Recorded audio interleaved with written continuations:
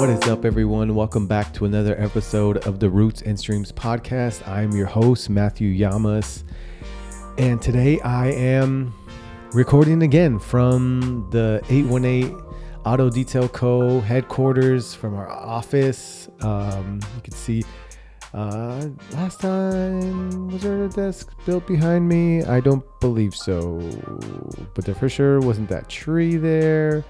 Or this little plant. We've added some plants in. This one actually came from my house. This is kind of a foster plant, a rescue plant that my baby Giovanni, now that he's like walking and everything, has been passing by and pulling it down. And that's maybe why it looks a little sad and beat up. And so we're going to rehabilitate that plant here. But I'm recording it again. I think this is where I will be continuing to record moving forward, and I need to figure out how I carve out time to have a guest in here. Like, Mario's not here right now. He's out working somewhere else, mobile. But I want to figure out how we can maybe even just have him as the first guest. I know I'm always saying things in advance and just sharing maybe too much, as I've been critiqued in the past. It's like, Matt, you'll say things and then it doesn't happen. Just kind of sharing off the top of my head with everyone of what may or may not happen. And it seems like this is going to be the location. I have my whole setup here, like my mic, my light, my computer. It's all here. This seems to make the most sense right now to find at least a little space and time for me to record this podcast while I am on the shift here at 818 Auto Detail Co. And today, I won't have very much of my Bible study. It hasn't happened in the last week.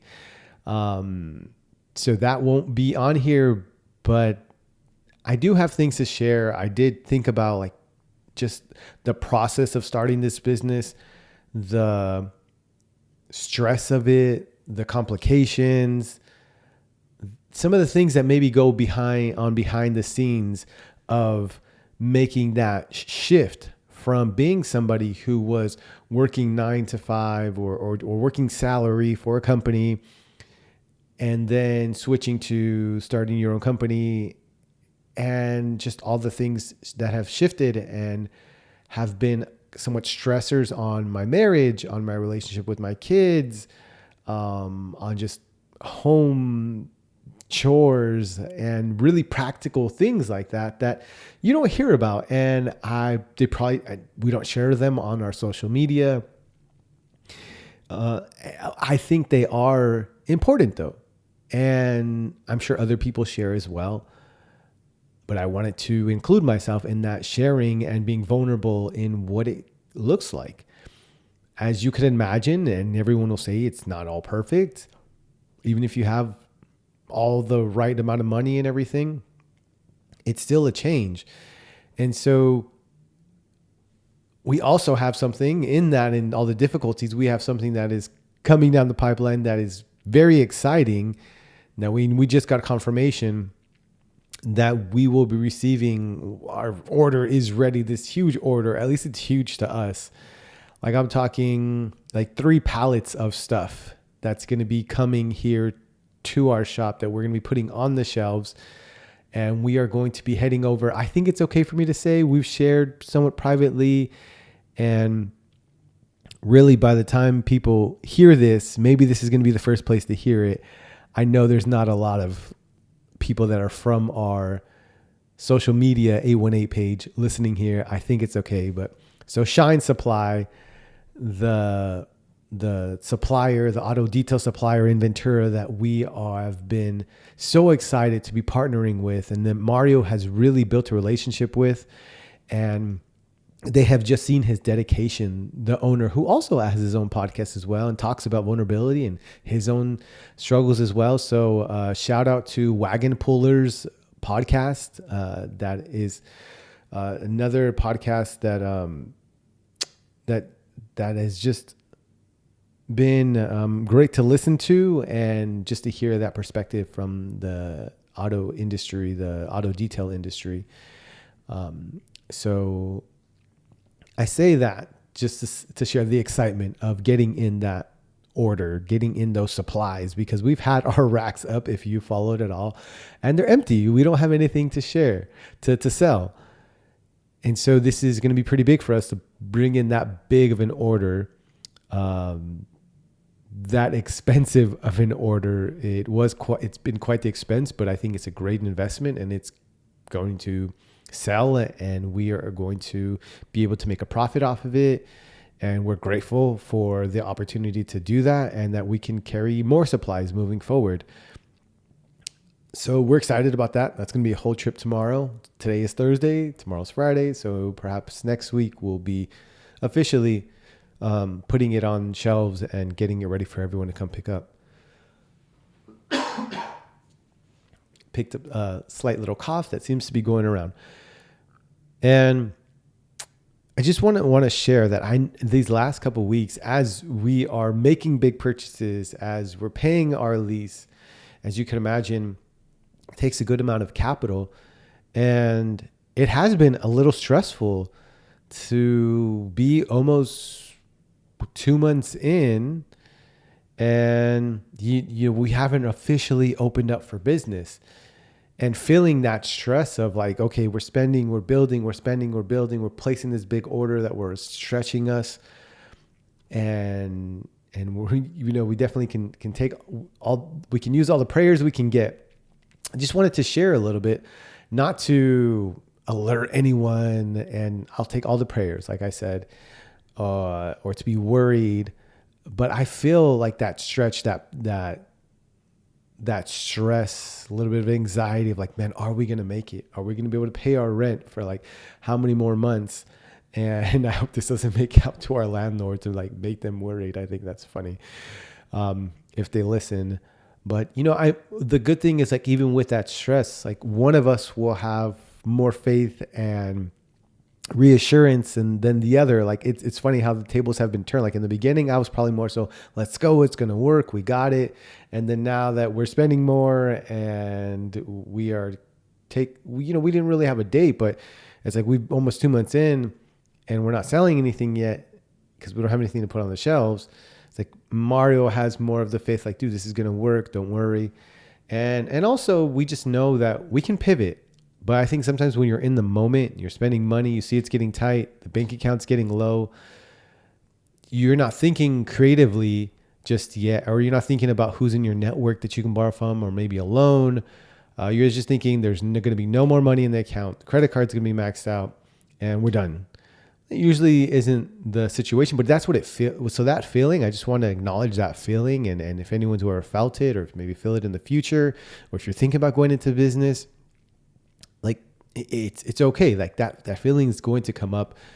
Don't beat yourself up too much, but also I would suggest just pray, or have a community, maybe a business partner with you to get creative. Like don't give up on your business, your idea so quickly. Oftentimes I think sometimes when things get difficult, it's like, that's like right at the point where it's probably going to turn. And something I was learning actually just this morning in tuning into an Advent podcast from the Bible Project. So just the tiny bit of listening I was doing this morning on that topic of how like the word hope in Hebrew has more so to do with like being stretched, like stretching something. And like that anticipation, that weight is stretching us to be like prepared for like this next season. And in thinking of that, it gave me more reassurance. It gave me more, it felt like, I can't think of a better word, but just like it being okay.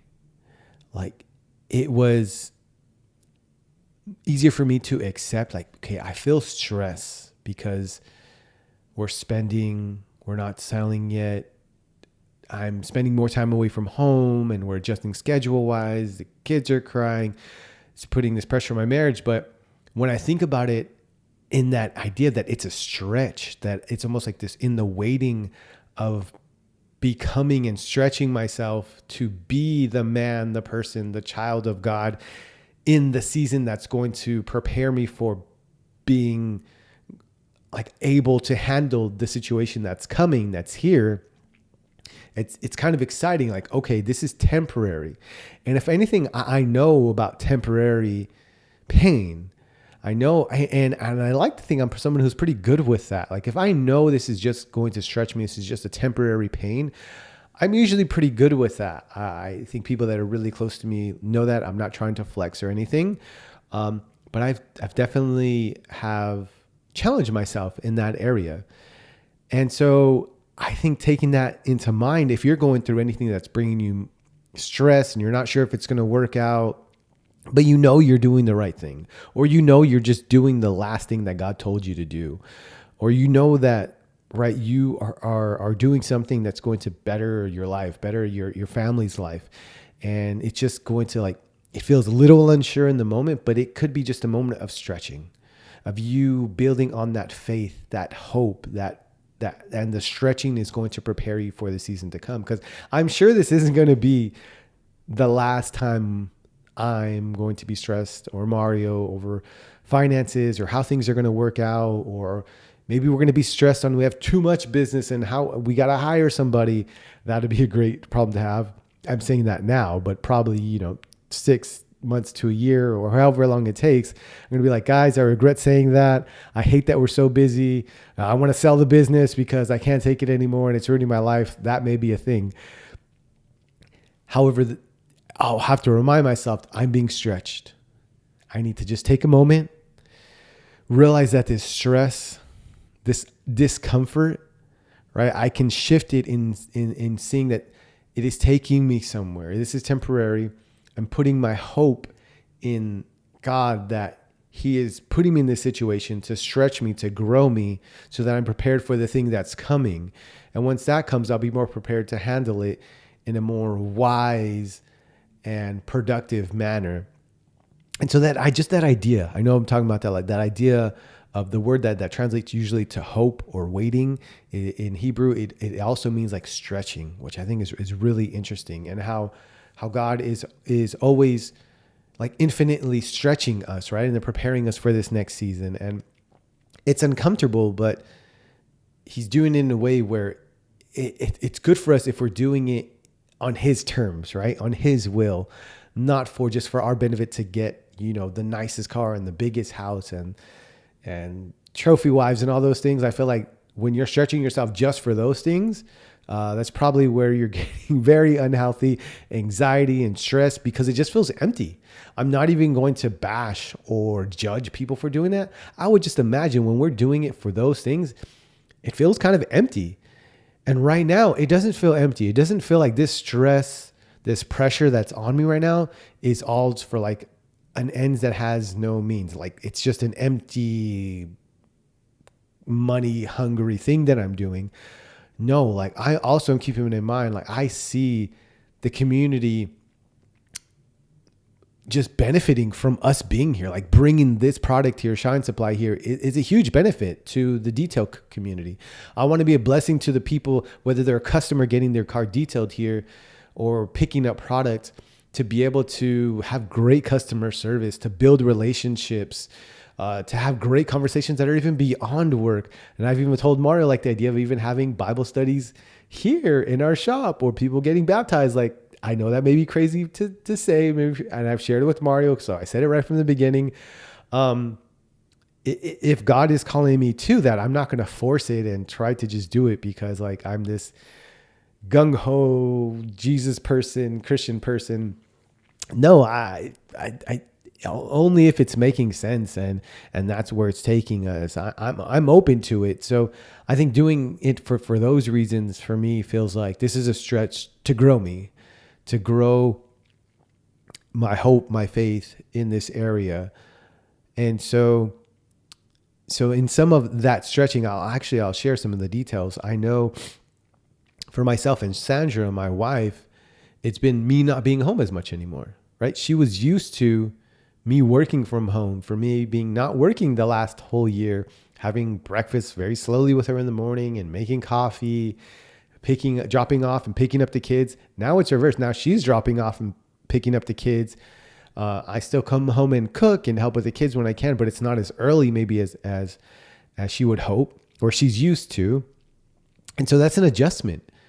And it's been one that is like change, right? And how do you manage that change? And thank God that we have a great marriage counselor that we've had the last 2 to 3 years that has helped us build our tool set, our communication with each other, so that this season is not as uncomfortable and not lasting as long. I feel like we're getting to like solution-based conversations more than being stuck in annoyed, frustrated, angry, passive aggressive activities. Like those happen. I'm not saying it's not without all of those things. However, even in our last marriage counseling session, we started to get like to have ideas that we didn't think about before our counseling session of like, okay, I get it. Sometimes you don't get enough time to work from home and get all your work done. So that's stressing you out. Well, what if I come home and maybe you go and hide away in the room so you can get an extra hour of work, or just coming up with ideas like that we didn't have until we had that mediator, that person in the middle to help us both be heard and then think creatively about how we can both win, how we can just organize and problem solve instead of seeing each other as the problem. And even last night, I give huge kudos to my wife and just noticing like, okay, this is a lot. I'm taking on a lot. And I notice I'm getting stressed. She called a family meeting, which we're terrible at having. But she kind of called a just on the fly family meeting at dinner. And it's like, okay, I know I kind of blaming myself. She said, I'm taking on too much and it's frustrating me. I thought that was huge for her to like, I know it's my fault. Like I'm trying to do too much and it's frustrating me with everybody. But hey, like to the older kids who I think it's great. And I think in this day and age, we feel like we got to give our kids everything, make their life as easy as possible, make sure they have enough money, make sure they're getting all the things that Instagram and all like ads are on like insane steroids these days, right? We used to think commercials were bad in between our shows and cartoons. And now it's like, everything is an ad. Everything is influence, right? You think you're just watching somebody that you're a fan of, but really they're just being an influencer. And we feel like our kids need to fit in. So, it does feel sometimes uncomfortable to even have chores. And man, I don't want to discomfort or inconvenience my kids or make them feel like they're just workers for us. But also I think it's important that kids feel like they're a part of the family. They're a part of the day-to-day things. And we're pretty good at having them do things. But in this time right now, with me not being home as much, there were some things that kind of needed to be picked up that were being dropped, that we had thought of in the past. And so we had a family meeting and talked it out. It's like, hey, can you help this? It's really, just clearing the table and just like helping mom, here. And even my smallest ones, like we need to get them to pick up after themselves, their toys, like at the end of the night. Like I'm talking really practical right now. So it wasn't like we needed to have that tool of family meetings, which we've got from our marriage counselor or marriage therapist, and actually doing it. And it worked. Like the house definitely felt more sane, more organized, more calm, more peaceful once everyone kind of like heard their new role and we kind of snapped into place. And it just takes some of these changes, right? I've been slowly staying at the office like longer and longer because there's just things that need to get done as we are about to receive this shipment that if I didn't get done, like we wouldn't have anywhere to put our supplies. Or even just to have office hours, right? Getting my family used to that was something. And even my son has shared, how it's sometimes a little disappointing that I'm not there as early as he'd want. So I have to figure out how I'm more intentional with my time at home with my kids. Because sometimes I can get sucked back into work when I'm at home because still shopping for things on my phone, ideas. And some of that happens. Like I've been studying at night when everyone's asleep for maybe 30 minutes to an hour about auto detailing, stuff that I never thought I would want to know about, but actually I find myself really interested in. because I've shared like in an icebreaker before, like it was this question, like, what would you consider like your superpower, or like what's one skill that you have that you're really proud of? And I just think I'm a great learner. Like I may not know a lot about things or have a bunch of certificates, but I just feel like I love learning. And once something has my attention, has my interest, that's it. I'm nerding out.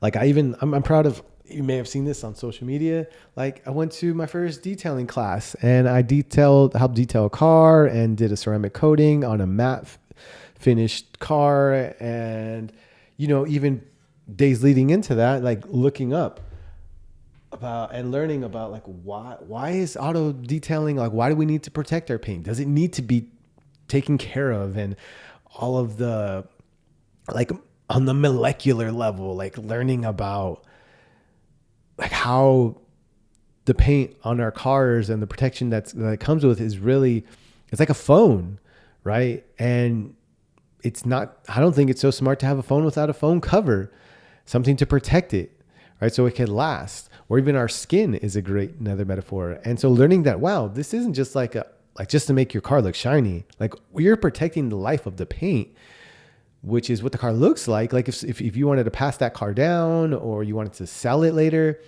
someone's going to care about what that car looks like when they take it from you, or you're going to care about what that car looks like from 7 years from now.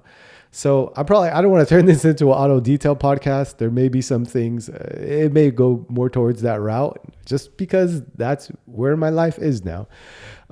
Which I think is fun. And it's been really interesting to learn about, like, what does it mean that your paint is contaminated? And why are you decontaminating my paint? As I was like talking to Mario and he's explaining things and services, I'm like, he didn't really explain it and I didn't really ask, but I knew in my head, I'm like, wait, nobody knows what that means, that you're going to decontaminate my paint. Like, I didn't even know what claying did. Like, I don't know why are you waxing? Like, why are you putting wax on my car? Like, it's just, you're just playing with shiny things. And I'm learning that it's not that. Like, that is just probably an extra bonus, but it really is about protection and protecting your paint and protecting your investment. And yeah, so that's been really fun. Been learning a lot about that.